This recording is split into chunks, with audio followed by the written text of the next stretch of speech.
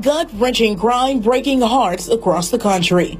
25-year-old Brandon Isabelle charged in the murders of his 2-day-old baby girl, Kennedy Hoyle, and her mother, 27-year-old Danielle Hoyle. Why would somebody want to hurt a baby? She precious. He was standing at a Walgreens register buying a 6-pack of Sprite and gifts for his girlfriend. His 2-day-old daughter had just been thrown into the Mississippi River. Her mother was face down in a ditch, blood mixing with muddy rainwater. Her bright pink shoes the only thing visible in the dark. And Brandon Isabelle was shopping. That detail right there, that is the detail that will stay with you long after this video ends. Not the gun, not the river, the Walgreens receipt. Before we go any further, I need to ask you something. There are 2 people who will never get to tell their own story. Danielle Hoyle, 27 years old, and Kennedy Hoyle, 2 days old. 2 days.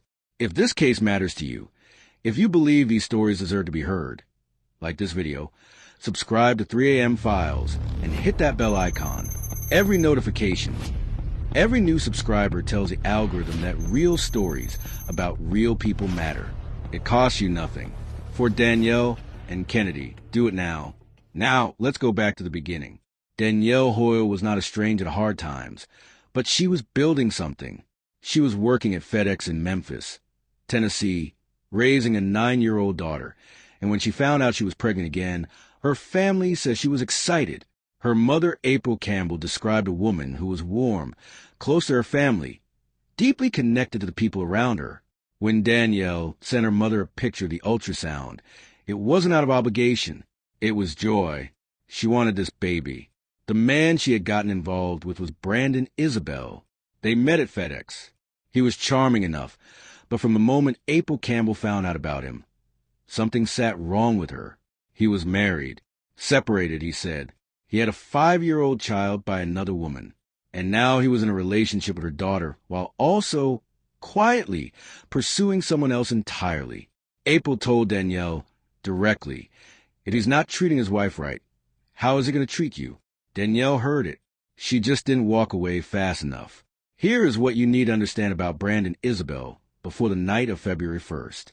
He was not a man in a moment of rage. He was a man running multiple lives simultaneously and doing it with a kind of discipline that is actually more frightening than a short fuse. He was married. He was sleeping with Danielle. He was in a romantic relationship with a third woman, Artaysha Stewart, who also worked at FedEx. He won Employee of the Year at work. He kept his story straight. He kept everyone separated. That level of compartmentalization doesn't happen by accident. It is practice, and when Danielle became pregnant, the walls of those compartments started closing in on him. He tried to stop it before it started. Texts recovered from Danielle's Apple Watch showed a message from a contact named Brandon telling her he could not be a father, that he had no room for distractions, that she needed to terminate the pregnancy. That message wasn't sent in panic. It was sent months into the pregnancy, cold and direct. She didn't comply. Kennedy was coming whether he wanted her or not, so he made a different plan. The woman standing between Brandon and the future he wanted was Artaysha Stewart. And the thing about Artaysha is that she wasn't passive in all of this. She went to the hospital the night Kennedy was born and brought Danielle a DNA paternity test. She had discussed it with Isabelle ahead of time. She didn't want him signing that birth certificate. She didn't want another baby mama in the mix. Those are the words prosecutors used to describe her position. She did not want to deal with another child or another baby mama in the mix. Now, to be clear, Artaysha Stewart was not charged with any crime. GPS data confirmed she was never at either murder scene. But she is woven into the fabric of this story whether she intended to be or not.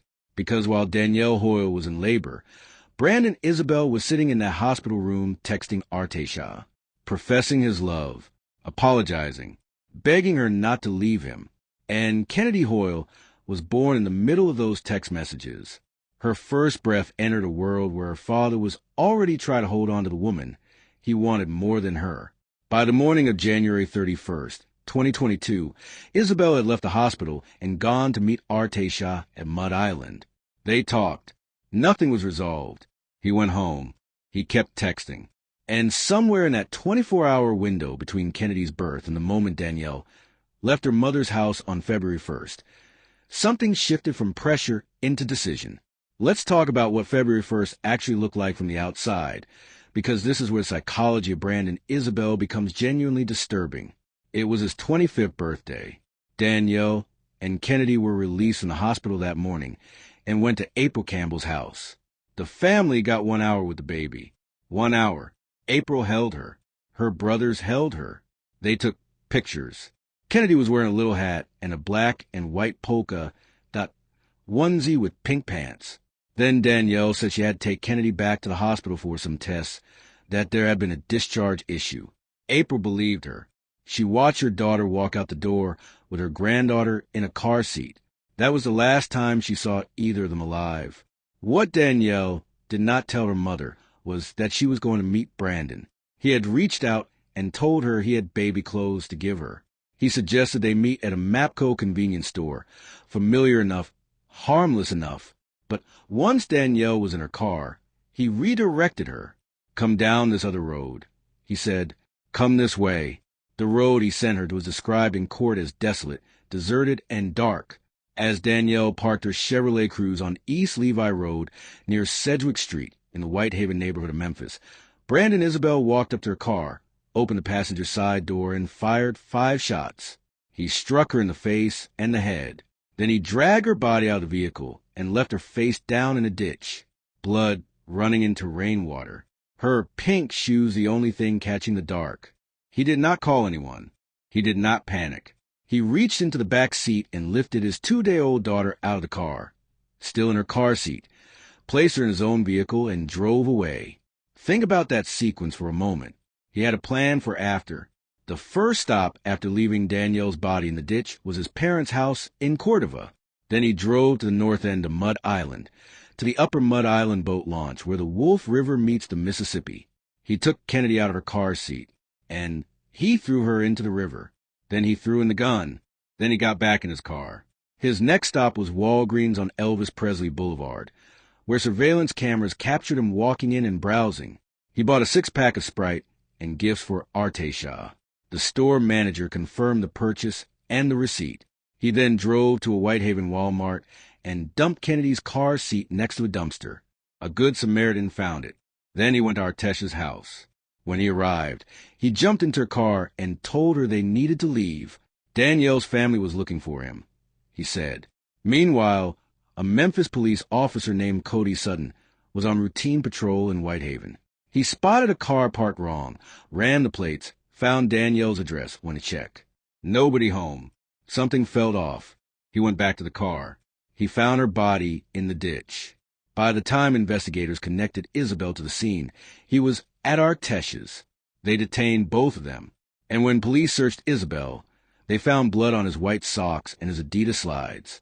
The blood was later matched to Danielle Hoyle through DNA testing. His interrogation lasted 10 hours. He started with a lie. He met Danielle at the MAPCO. He said they exchanged items. He left. When investigators pressed him on the inconsistencies in his timeline, he shifted. He said Danielle had offered to give him the baby at a secluded location. He said he left her there. When detectives told him straight, "We know what you did. You know what you did," he eventually broke. "I shot her." He admitted to shooting Danielle in the upper torso. He couldn't remember how many times. He admitted to taking Kennedy. He admitted to going to Mud Island. But here's where it gets complicated, and this is important. When he first described what happened to Kennedy at the river, he told police he had left her in the car seat on the bank. He said he did not hurt the baby. Police rushed to Mud Island. No car seat. No Kennedy. They came back. They pushed harder. And eventually he admitted what he had done. He threw her into the river. He threw the gun in after. Sergeant Jacoba Boyd, one of the lead investigators, became emotional on the stand describing those hours in the interrogation room. Because the entire time they were questioning Isabelle, they believed Kennedy might still be alive. They were racing against a clock that had already run out. Divers went into that river. Drones swept the water. Helicopters. 9 units were given Kennedy's clothing to pick up her scent. Investigators found only one thing near the bank, her baby hat. lying roughly 10 feet from the mouth of the Mississippi River. Kennedy Hoyle was never found. Now here's what I want you to sit with, because this is a part of this case that goes beyond what happened and into why it matters. Brandon Isabelle did not kill in a single moment of rage. There is no evidence of an explosion, no history of violence that suddenly boiled over. What the evidence shows is a man who methodically planned the deaths of a woman and a newborn, executed that plan on his own birthday, and then went shopping. That post-crime behavior, the Walgreens stop, the gifts, the text to Danielle's phone knowing she would never respond, the attempt to flee with Artesha, that is the behavior of someone whose internal world was remarkably undisturbed by what he had just done. Psychologists call this compartmentalization, the ability to separate actions from emotion, to keep one mental room from contaminating another. Brandon Isabelle had been doing it his entire adult life. The wife in one compartment, Danielle in another, Artesha in another, work awards and performance reviews in another. What February 1st reveals is what happens when all those walls collapse at once. He did not let them collapse. He destroyed the source of the collapse instead. At sentencing, he stood up and spoke. He said these things eat him up inside. He said he takes full ownership. He apologized to April Campbell's face.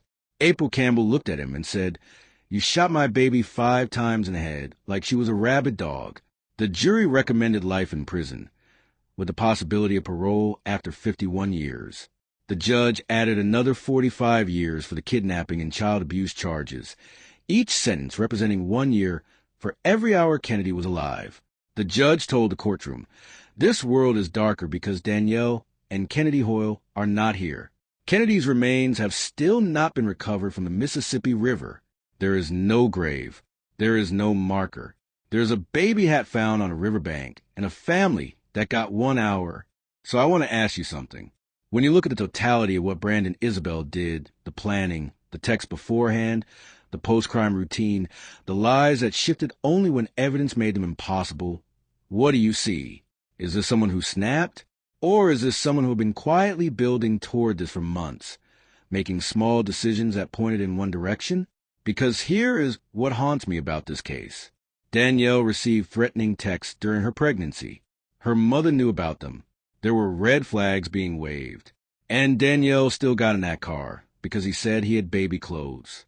She still trusted that the father of her child, on her first full day out of the hospital, was not going to walk up to her window and open fire. What does it say about the psychology of control and manipulation that he could still pull her to that road after everything? What does it say about the weight of hope that even a woman who had been warned, who had been pressured, who had received those texts, still showed up because some part of her believed this man could become something different for their daughter? And what does it mean that Kennedy, who had only ever known the sound of her mother's heartbeat, never made it to her 3rd day? Leave your thoughts below. Tell me what you see when you look at Brandon Isabelle. Tell me what you think Danielle deserved. Tell me what justice looks like when a body is never found. If this story moved you, subscribe to 3 a.m. Files. Hit the bell. Share this video with someone who needs to hear it. These are not cold case files. These are people, and they deserve to be remembered. We will be here every time the world goes quiet, uncovering what the darkness tries to keep buried.